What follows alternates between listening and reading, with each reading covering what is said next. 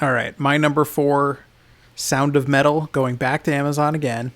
Riz Ahmed, Olivia Cooke, and directed by Darius Marder, who also co-wrote, and I think he might have helped direct. I can't remember, but I know he co-wrote The Place Beyond the Pines with Derek Cianfrance, and he actually kind of stole the concept of Sound of Metal from Derek Cianfrance because he himself was kind of in a band with, I think, a friend or his wife, and actually had some of this, he kind of started developing tinnitus and some hearing problems, and like Archer, you know what I mean? Sterling Archer will tell you all about that dreaded tinnitus, That totally. It's a cruel mistress. It does sound like a Cianfrance sort of plot.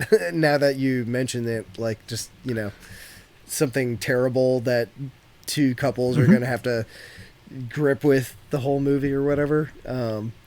Yep. So it's a cool kind of premise. It's like Sleigh Bells or some of those weird small bands with two people. But Riz Ahmed and Olivia Cooke basically are a couple who are in a metal band together, and then quite suddenly, Riz Ahmed, who's the drummer, he starts having very intense hearing loss.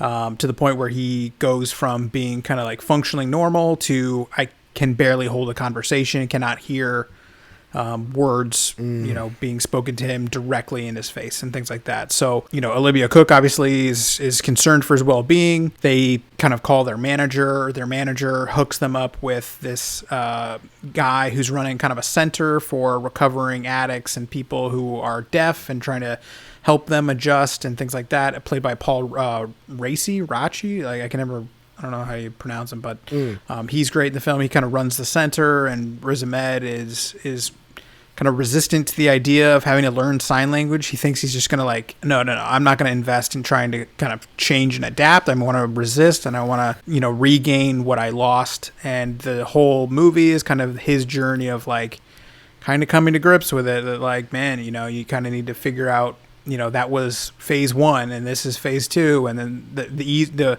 faster you kind of figure out how to adapt, the happier you will be and things like that, because it's interesting. There's a lot of actual deaf actors in it. Lauren Ridloff is kind of a children's teacher of, she's kind of running a classroom with deaf children. She's going to be in the, MCU coming up with being in the Eternals. She'll be, the first deaf superhero. That's awesome. They've got... they've got incredibly spooky Mathieu Amalric, the crazy Frenchman who was the villain in Quantum of Solace, and he was in Diving Bell of the Butterfly.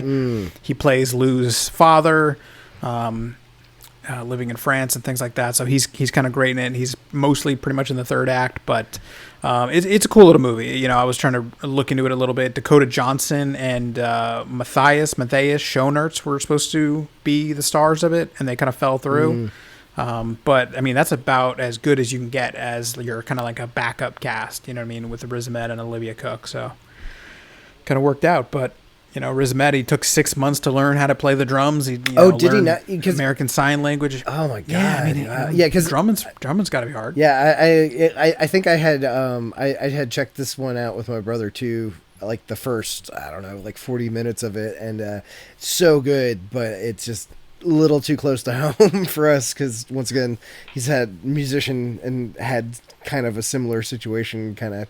Not nearly as bad, but he had a hearing scare at one point, and it just definitely they seem like they do such a good job just with just the sound design of putting you in Riz Ahmed's head the whole time, and and just the whole thing where it's it really is your livelihood, not only your livelihood but your passion and everything like that just suddenly could be gone one day, and it sucks too because you really do get the sense that this is a guy that's been through a lot and is kind of finally starting to get his shit together, and then something like this comes along and fucks up your life. So brutal. Yep, it's a great one. It's I would think it'd be a little bit of an Oscar darling, but maybe not. I don't know. I can't tell. I could see it. It's a great one. Yeah, I could see it. Maybe at least for acting. Riz Ahmed probably get an Oscar nod, I bet you. nomination, Yeah, not win. I think so. Yeah. No, I don't think it's gonna win, but yeah,